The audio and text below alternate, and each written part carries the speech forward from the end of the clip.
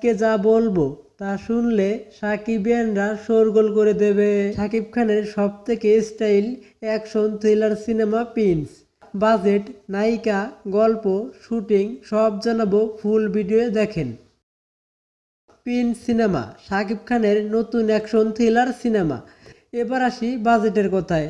এই সিনেমায় বাজেট রাখা হয়েছে বাংলাদেশি স্কেলে অনেক বড়, কারণ অ্যাকশন, লোকেশন, ডিজিটাল, ভিএফএক্স সব হবে ইন্টারন্যাশনাল কোয়ালিটিতে।